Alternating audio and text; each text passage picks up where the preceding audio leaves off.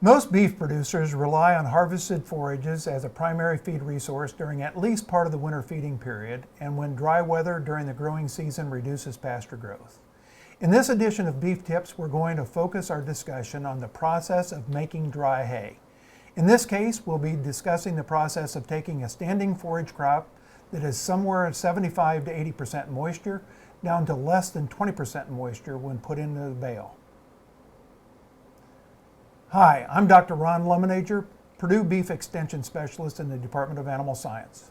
And I'm Keith Johnson, Department of Agronomy, Forage Crop Extension Specialist.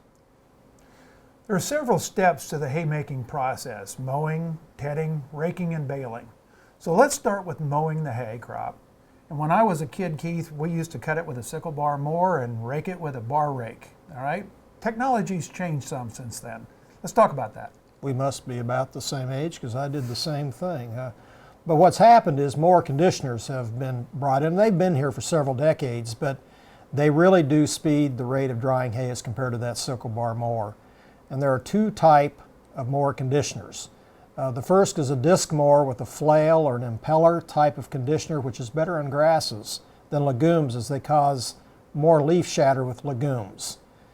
The other type is a sickle bar or disc mower with crimping rollers that are either metal or rubber, and they can be used on legumes and grasses. Disc mowers do operate at a faster speed and work better when the forage is not standing straight up, or as we say, the crop is lodged. Considerations regarding mowing and conditioning include making sure that we set the gap between the rollers so that crimping of the stem occurs about every 3rd to 4th inch, and that leaves are not being bruised by those rollers. The setting is dependent upon the yield of the crop, so it's really critical to check that gap between cuttings because yield does change over the course of the season. Mowing height is very, very important too, as we don't want to scalp plants like orchard grass that have an elevated crown where regrowth originates. And swath width should be set wide by setting the deflector shields. This improves rate of moisture loss. So Keith, many of our producers have a tedder to spread windrows and swaths into a thinner, more fluffy layer, okay, to help speed down the drying process. How should this equipment be used, and maybe when should it be used during the dry down process? Well, I wouldn't get into the habit of using that tedder every time. I'd keep it parked in the equipment shed if you are convinced that the hay can get to safe baling moisture because the number of days predicted without rain are more than 4. The purpose of the tedder is to speed the dry down process more than what the mower conditioner can do alone. It should be used when the hay crop is greater than 50% moisture to minimize leaf loss. And greatest use of the tedder will likely be in the first cutting when the rain events are more frequent and the temperature is a bit cooler as compared to summer.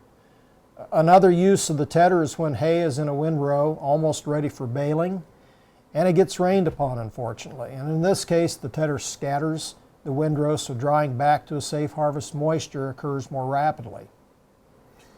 So our next process is really raking the hay into an appropriate size windrow for the baler to efficiently operate. Again, today we've got a lot better equipment for raking hay than we did when I was a kid growing up. Like the tedder we just talked about, we probably need to use the rake appropriately as well. Absolutely, and there are two basic kinds of rakes. The rake style likely used several decades ago was that bar or that parallel rake. These rakes do a really good job of tipping windrows over to allow the bottom to dry and really did a nice job of creating a windrow, but they can be pretty aggressive on the forage with leaf shatter if several swaths need to be merged together to form a windrow for baling.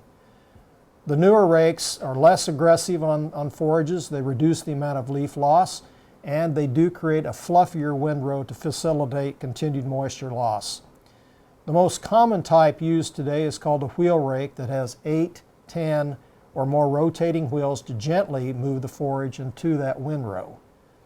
Regardless of rake type, however, the recommendation is to use the rake when the forage crop contains more than 40% moisture. And in many cases, this can be done the day of anticipated hay baling in the morning when there is still some dew left on the drying hay crop. You know, the last step then in the haymaking process is baling. The most common balers that we think about is a small square baler that produces maybe a 50 to 70 pound bale. Then we've got the large packages, the big round baler, the large square balers, you know, that'll take these bales up to maybe 1,500 pounds. So the big round balers become pretty popular among a lot of our producers, and the big square baler has become popular among buyers and sellers, particularly when you think about transporting hay long distances down the road. So let's talk about different types of balers. Okay. Well, the advantage of the small square balers, they are typically stored inside, and as a result, this minimizes weathering that might occur with a large round bale outside. And it's pretty easy to tell when you've got more moisture than 20% in these small bales, because if you're handling them, you know, you understand that there's a lot of weight there, more than probably what should be recommended. So you're apt to check that moisture and verify whether it is above that so-called safe moisture of 20% or not. Now, the big disadvantage of small square bales historically has been the physical labor that is associated with moving bales from the field into storage and then back into the feed trough. But much of the physical wear on people can be reduced today with the use of bale accumulators and bale grabbers on a tractor or a skid steer.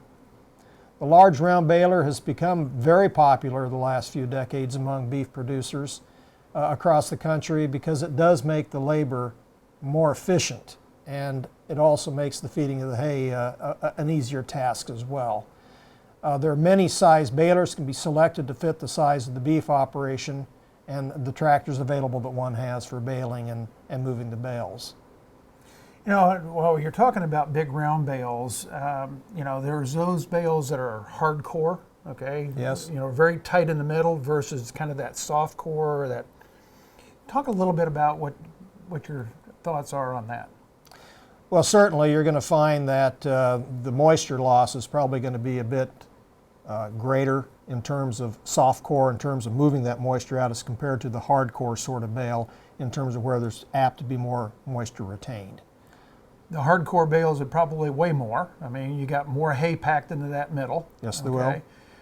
Probably might shed moisture, okay, in storage maybe just a little bit better. They can, and kind of while we're on that, we should also then talk about probably in terms of finalizing the wrap around these bales, that in a storage environment what we're going to find is that the net wrapping that's available is probably going to be more retaining of dry matter as that crop might weather as compared to being wrapped in twine. I've seen data that says maybe 5% reduction in dry matter loss stored outside with a net wrap versus a twine. Is I think that that's right on and probably right where it's about, yes. Correct. Okay. So I think from this session, the takeaway points that Keith and I'd like to make that making hay properly takes the right harvest equipment, used at the right time to minimize both field losses and storage losses. And then to create a hay product that's high enough quality that can meet the animals' requirements.